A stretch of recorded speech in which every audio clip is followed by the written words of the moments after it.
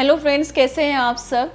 पिछले कुछ टाइम पहले से मैं वीडियोस डाल रही हूँ रिलेशनशिप को लेके, और मैं देख रही थी कमेंट बॉक्स में कि बहुत सारे लोग आपस में लड़ाइयाँ कर रहे हैं, उल्टा सीधा बोल रहे हैं। वही लड़ाई करने की क्या ज़रूरत है, हस्बैंड वाइफ को बोल रहे हैं, वाइफ हस्बैंड को बोल रही है। वैसे मैं बिल्कुल बहुत टाइम से देख रही हूँ, आज की डेट का अगर सबसे बड़ा मुद्दा देखा जाए तो ये सबसे बड़ा इशू है हस्बैंड वाइफ का रिलेशनशिप।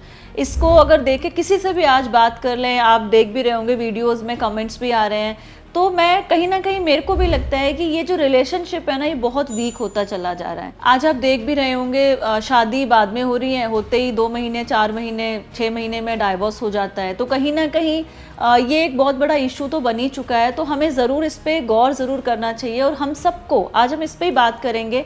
हम सबको इस पर थोड़ा सा ध्यान देने की ज़रूरत है कि ऐसी क्या बात हो चुकी है जो आज ये रिलेशनशिप इतना वीक होता चला जा रहा है। पहले के ज़माने में अगर हम बात करें तो पहले इस तरीके की कोई प्रॉब्लम ही नहीं थी, पूरी पूरी ज़िंदगी निकाल देते थे हम एक दूसरे के साथ। आज देखें तो इतनी कमियां नज़र आने लग गई हैं। आज देखें तो ये रिलेशन बिल्कुल ख़राब होता जा रहा है। लड़के लड़कियों से डरने लग गए हैं शादी करने से, और लड़कियां मना कर देती हैं शादी करने से। तो कहीं ना कहीं ओवरऑल अगर देखें तो ये कुछ ख़राब तो हो रहा है, तो उनको समझने की ज़रूरत है। तो आज हम कुछ बातें करेंगे। तो सबसे पहला इम्पॉर्टेंट एक चीज़ है जो मुझे बहुत इंपॉर्टेंट लगती है, दैट इज़ ईगो।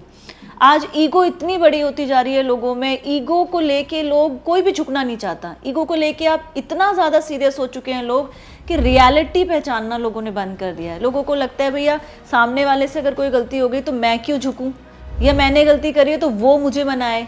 तो मुझे लगता है कि ईगो तो बिल्कुल नहीं चलती किसी भी रिश्ते में। अगर आप ईगो रखेंगे तो वो रिश्ता तो वैसे ही डेड है, वो ख़त्म ही हो जाना है। तो ईगो को बिल्कुल साइड में रखें। और पहले लोग इतने कूल काम हुआ करते थे, गुस्सा नाम की शब्द नहीं था। ईगो क्या होता है ये लोगों की लाइफ में था ही नहीं।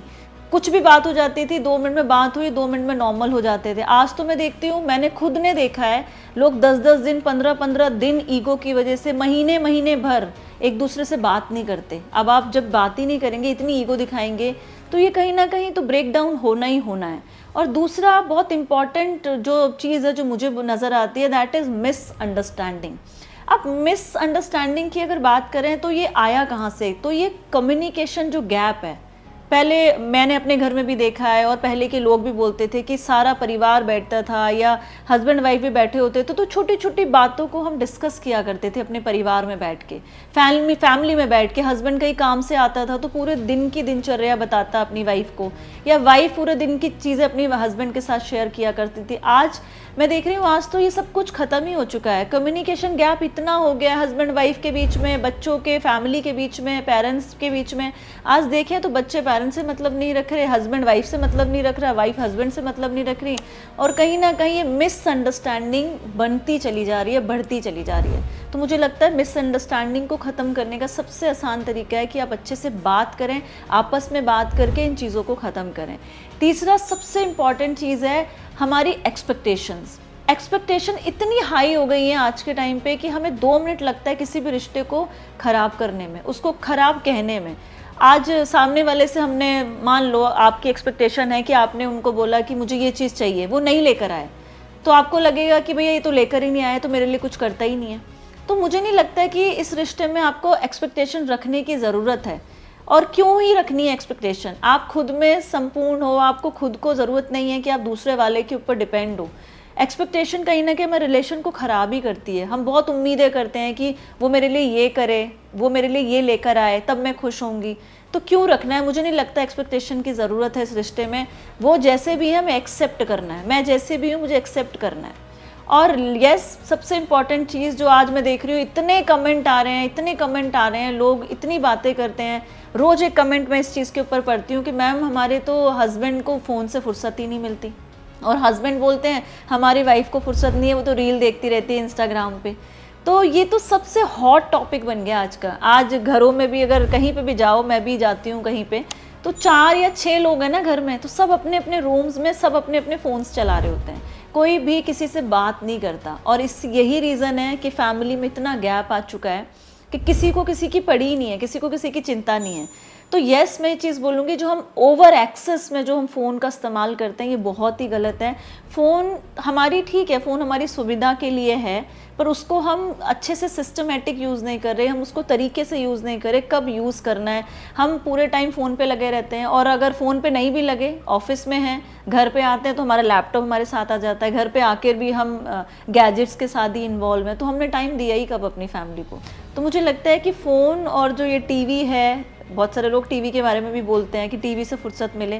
फ़ोन, टीवी, कंप्यूटर आज हमारी कहीं ना कहीं ये लाइफ हमने बना ली है, तो इनसे थोड़ी सी दूरी बनाएं। ये ज़रूरत की चीज़ें हैं तो ज़रूरत की तरह इस्तेमाल करें। और यस, कई लोग अपने प्रोफेशन को बहुत गलत सिलेक्ट कर लेते हैं। गलत प्रोफेशनल सिलेक्ट तो कर लिया, गलत उन्होंने प्रोफेशन। अपना प्रोफेशन सही से सोच समझ के सिलेक्ट करें, उसकी वजह से आपको फ्रस्ट्रेशन आती है, बिल्कुल आती है। आपने सेलेक्ट कर लिया अपना प्रोफेशन और वहाँ पे आपके साथ अच्छा नहीं हो रहा है, या आपका काम आपके मन के मुताबिक नहीं है, तो आप फ्रस्ट्रेट होंगे। और जब आप फ्रस्ट्रेट होंगे तो किस पे निकालेंगे? घर पे आके वाइफ पे निकालेंगे, और जब वाइफ है वो अपने हस्बैंड पे निकालेगी, या फिर बच्चों के ऊपर निकालते हैं हम। और इसके साथ साथ अगर हमारा प्रोफेशन अच्छा नहीं है तो हमारे पास टाइम भी नहीं है अपनी फैमिली का, और जो सबसे बड़ा आज एक टॉपिक बनता चला जा रहा है, क्योंकि लोगों के पास टाइम ही नहीं है। जिसको देखो वो ये बोलता है, मैडम टाइम ही नहीं है, टाइम ही नहीं है, टाइम ही नहीं है। टाइम पहले भी 24 घंटे था सबके पास, टाइम आज भी 24 ही घंटे है। किसी के पास ज़्यादा टाइम नहीं दिया, भगवान ने सबको बराबर टाइम दिया है, बट इस टाइम को अपनी प्रायोरिटी के साथ थोड़ा सा मैनेज करने की ज़रूरत है। और मैं ये नहीं कह रही हूँ सिर्फ हस्बैंड को, दोनों को जब एक दूसरे के लिए टाइम मिलता है तो क्वालिटी टाइम, चाहे हम पूरे दिन में 2 घंटे 1 घंटा ही बिताएं, बट वो एक दूसरे के साथ ही बिताएं। ऐसा ना हो वो इधर वो हम उधर, तो ऐसा टाइम का भी कोई फ़ायदा नहीं है कि मैं हूँ तो घर में पर होती हुई भी घर में नहीं हूँ। तो ज़रूर टाइम ज़रूर निकालें, अपनी फैमिली को टाइम ज़रूर दें। और साथ में बिल्कुल प्रोफेशन, जैसे मैंने आपको बताया कि केयरफुली चूज़ करें। तो मैंने भी आज से 6 साल पहले अपना प्रोफेशन चूज़ किया, नेटवर्क मार्केटिंग, जैसा कि बहुत सारी वीडियोस भी हैं, आपको मिल जाएंगी मेरे चैनल पे। तो आज उसके साथ साथ मैं अपनी फैमिली को भी टाइम दे पा रही हूँ, बच्चों को भी टाइम दे पा रही हूँ, और आज यहाँ से बहुत अच्छा पैसा भी कमा रही हूँ। तो मुझे लगता है प्रोफेशन को अच्छे से आप भी सिलेक्ट करें, और ये सारी चीज़ें जो आज बहुत बड़ा मुद्दा बन चुका है, इन चीज़ों पे छोटा छोटा थोड़ा सा भी अगर हम काम करेंगे, ध्यान देंगे, सबसे ज़्यादा इंपॉर्टेंट चीज़ है ध्यान देने की ज़रूरत है। आज लोग ध्यान ही नहीं दे रहे हैं, मतलब उनको लग ही नहीं रहा कि कुछ गलत हो रहा है। उनको लग रहा है ठीक है हमारी जिम्मेदारी है पैसा कमाना ज़रूरी है, बट जब रिलेशन खो देंगे तो फिर ऐसे पैसे का भी कोई फ़ायदा नहीं है, फिर बाद में पछताना पड़ेगा। तो मुझे लगता है कि इन चीज़ों पे थोड़ा सा ध्यान देके क्यों ना हम अपने रिश्ते को बहुत अच्छा बनाएं। तो मेरी वीडियो देखने के लिए आपका बहुत बहुत शुक्रिया। तो बस मैं आपसे एक ही चीज़ बोलूँगी कि जीवन बहुत ही सुंदर है, प्यार से रहिए, लड़ाई करने की कोई भी ज़रूरत नहीं है।